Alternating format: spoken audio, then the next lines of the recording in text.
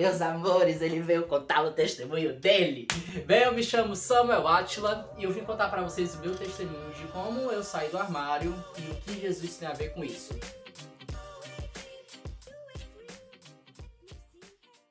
Vou me apresentar melhor. Eu me chamo Samuel Átila, atualmente eu tenho 19 anos. Bem, o que eu mais faço na vida? Sou design gráfico, eu desenho desde os meus 9 anos de idade, canto, toco vários instrumentos, também sou autor do mangá Louise, que vai estar disponível para leitura daqui a alguns meses no meu perfil de desenho Seixas de Saturno. Começar pela minha infância. Bem, eu sou natural do Nordeste, Ceará, tal. E eu cresci numa família cristã. Minha mãe era pastora, meu pai já não era, enfim, membro de igreja e tal, mas ele tinha uma criação bem rígida, sabe? Tradicional e coisas assim. E eu lembro que quando eu era criança, eu já me percebia, desde meus 6 anos de idade, eu percebia que eu já não era um menino comum como os meninos héteros. De fato, eu era afim deles, no caso, né? Mas eu percebia que eu tinha outros gostos diferentes. Por exemplo, eu gostava mais de brincar com as meninas, eu sentia mais a vontade de brincar com elas do que com eles. E eu nunca gostei de jogar futebol, eu sempre gostei de brincar de carimba, eu sempre gostei de pular corda. Mas quando criança, eu nunca escolhi meus trejeitos, eu sempre fui desse jeito que eu sou aqui. Só que bem mais desvolto, sabe? E eu lembro que quando criança eu via muito aquelas palavras que todo menino gay, que, enfim, seja de família tradicional, cristã ou não, já deve ter ouvido assim: ah, ajeita esse teu jeito aí, teu braço, fala direito, fala grosso, ou fala direito, gesticula direito, coisas assim que todo menino gay ou menina lésbica, enfim, trans, já escutou da própria família, no caso, né? E eu lembro que eu escutava isso muito, enfim, mas isso doía muito, sabe? Eu andava por aí e junto com eles e tal, e eles olhavam pra mim e falavam assim: menino, anda direito, ou fala direito, se ajeita, sabe? Essas coisas que são incômodo pra gente e nos dá uma insegurança futura. Bem, depois disso, depois de um tempo, quando eu completei 9 anos, a minha mãe veio a falecer e eu fui criado só pelo meu pai. E meu irmão já não vivia mais conosco, ele já vivia na casa dele e afins. E eu comecei a ser criado pelo meu pai.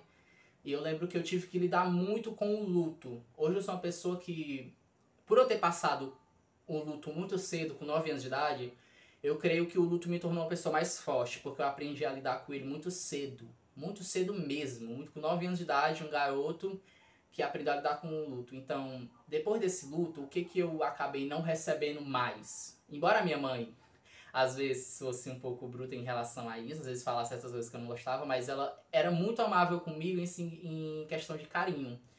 Então, meu pai, ele passava o dia fora e minha mãe, ela era cabeleireira. Cabeleireira. Eu falei tudo errado aqui. E ela passava mais tempo em casa, então eu tinha muito mais amor dela, muito mais apego, muito mais carinho vindo dela do que com meu próprio pai, que passava o dia trabalhando fora ou até vezes viajando. Hoje eu tenho mais, né, com ele, enfim, porque ele tá mais perto de mim. E quando ela faleceu, eu tive que aprender a lidar com isso. Mas como? Eu lembro que era uma criança que fazia muita birra, uma criança que queria chamar a atenção. Mas por que, Samuel, tu queria chamar a atenção? É porque eu não recebia atenção. E eu tentava pedir essa atenção para os meus familiares. Então eu chorava por tudo. Eu tentava de alguma forma pedir atenção. Mas eu não sabia por que eu era assim. Por que eu tô pedindo atenção? Eu não sabia, eu não entendia isso. Eu era pivete demais para entender esse tipo de coisa. E eu tive que aprender a lidar com isso. E eu vou falar um pouco sobre isso um pouquinho mais lá na frente. Vamos lá. Partindo para minha adolescência do gay incubado. Eu me tornei um menino muito mais fechado, sabe? Muito mais birrento, muito mais fechado, muito mais na minha. Eu sou assim, acho que foi por conta disso, as situações que eu passei durante a vida, como lidar com o luto e não receber atenção, eu acabei me fechando, para que eu não incomodasse ninguém. E isso é muito ruim, eu tô tentando aprender a tirar isso de mim, que eu não quero não, eu quero ser espalhafatoso do jeito que de fato eu sou quando não tem ninguém me vendo. E eu lembro que com 13 a 14 anos, eu fui para uma igreja que minha família já era, que minha mãe também era, no tempo que ela era viva, e eu comecei a congregar nessa igreja.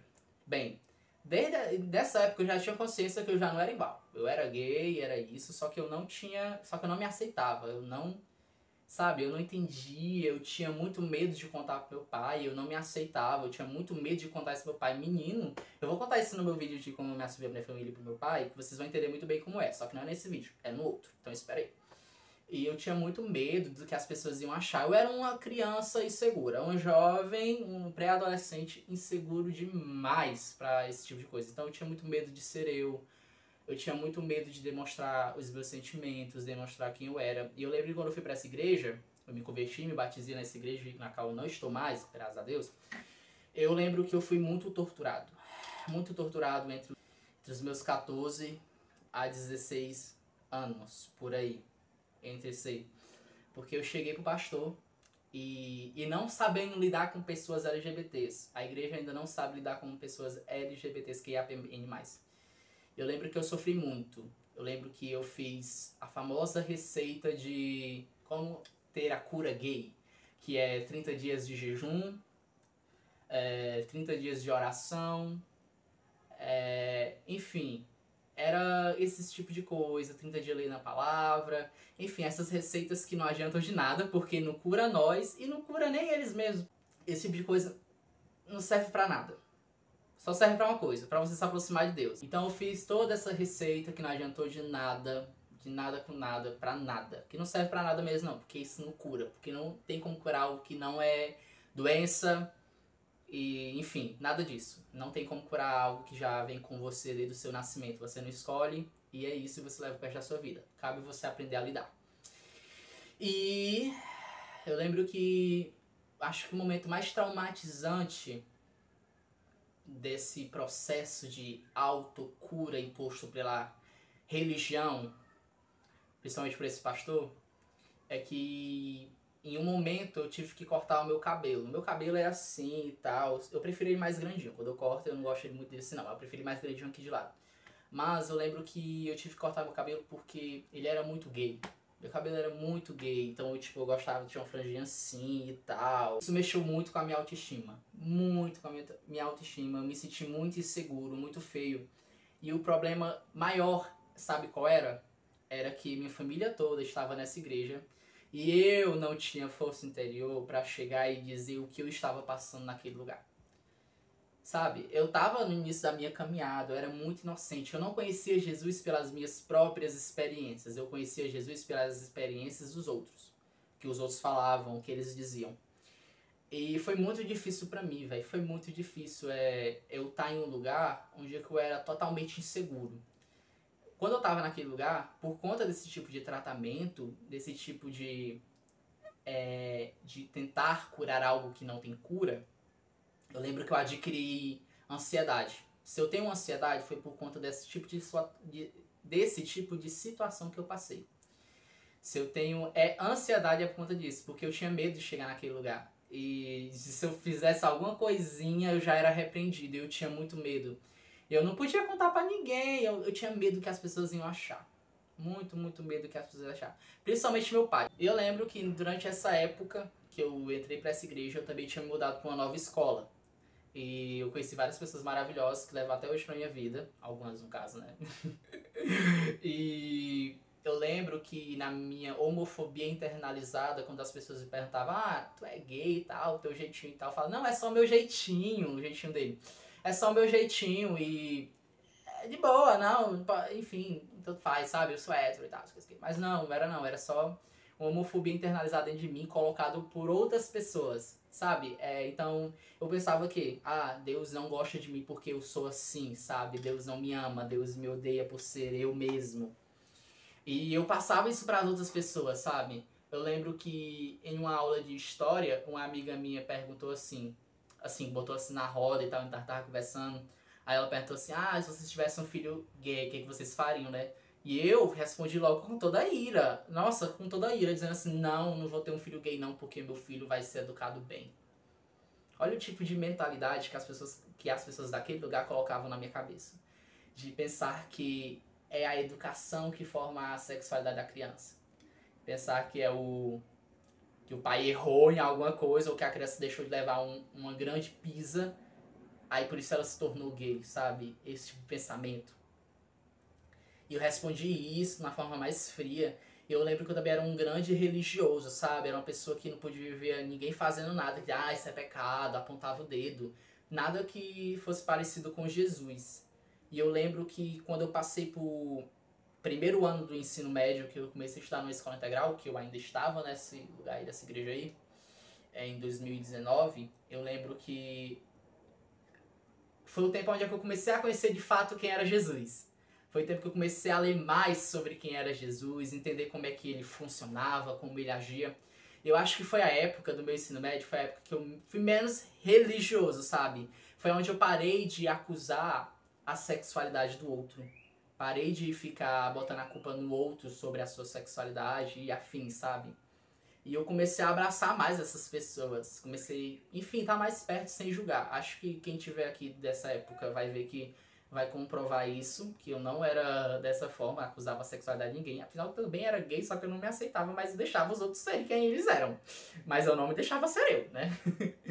E eu lembro que eu saí dessa igreja, ainda bem que eu saí, mas saí com vários traumas. Porque a religião, quem me ensinou a me odiar, a não gostar de mim mesmo, a não gostar dos meus trejeitos, da minha voz, enfim, de tudo que tá em mim, foi por conta dessa época, dessas pessoas que fizeram essa violência. Enfim, minha família também saiu de lá, fomos para um novo lugar, e foi aonde eu, nessa época que a gente saiu desse lugar, enfim, eu ainda tava tentando me entender. E eu questionava muito a Deus. Deus, por que eu sou assim? Porque eu olho para um homem e eu sinto a sensação, o desejo de me atrair por ele. Porque eu não entendo que... Na verdade, eu não olho querendo por eu querer no sentido de... eu escolho querer. Não, eu olho e sinto que o meu próprio corpo reage àquilo. Minha própria mente reage àquilo. O meu ser por inteiro se atrai por aquilo. Por isso que a gente fala orientação. Se orienta por aquilo. Eu não escolho ser assim. Meu corpo simplesmente vai e se orienta para aquele caminho. É como se fosse a setinha, sabe? Setinha, vai procurando o norte, sul, leste, oeste. Quando encontra, vai reto. Então era tipo isso. Eu perguntava, Deus, por que eu sou assim? Por que o Senhor não me fez igual aos demais? Por quê? Eu não consigo mudar. E eu perguntava a Deus, Deus, por que o Senhor não me muda? Por quê? Por que eu não posso ser dos demais meninos? Por que eu não posso construir uma família heteronormativa? Por quê? E eu lembro que uma coisa boa é que eu não me forçava a querer ficar com nenhuma menina. Não, jamais. Eu não me aceitava, mas também não aceitava ficar com nenhuma menina também não. Caso os meus tios perguntavam, e as namoradinhas, isso que eu falei, não quero conversa com mulher não. Não tem a coisa mais óbvia do mundo que fala assim, eu não quero conversa com mulher? Me diz. Cara, era muito óbvio, sabe? Essas coisas. Mas todo mundo suspeitava que eu era por conta do meu jeito. Mas enfim, e foi durante a pandemia que eu comecei a me entender melhor. Quando eu completei 18 anos, foi onde eu comecei a trabalhar em mim. Foi quando eu comecei a trabalhar o autoconhecimento. Foi quando eu comecei a entender os meus traumas, comecei a entender por que eu era assim, quem eu era. E foi praticando autoconhecimento, e eu aconselho muito isso aí a vocês, que é uma coisa muito importante todo mundo fazer, deveria ser o normal do ser humano, é você observar o que tem dentro de si e mudar o que precisa ser mudado. Teve uma vez que um cara falou pra mim assim, quem se observa se transforma. E a verdade, quando você para pra observar o que tem dentro de si e entender o porquê você age assim, ou por que eu tenho ansiedade? Qual foi a situação que causou a minha ansiedade? Ou qual foi a situação que me causou medo? Qual foi a situação que me causou insegurança? E o que eu fiz? Vamos imaginar que isso aqui é uma bolha, né? Porque saiu. Dentro de mim existe todo um conteúdo dentro. Nossa, eu vou criar essa analogia toda agora, tá? Pelo amor de Jesus.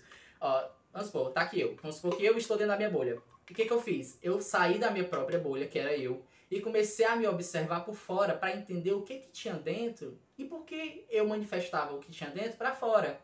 Então eu comecei a fazer um trabalho, mais ou menos de um ano, dos meus 18 aos meus 19 anos, de autoconhecimento, tentando me entender. Já que eu não tinha condição de ter psicólogo, o que eu fiz? Eu fui procurar no YouTube. Eu sou uma pessoa curiosa e eu fui lá procurar informações que eu precisava para poder me entender melhor sobre saúde mental. E eu acho isso muito importante, principalmente que nessa época a minha ansiedade era muito aflorada. Hoje em dia já não é tanto. Eu lembro que eu comecei a trabalhar isso em mim.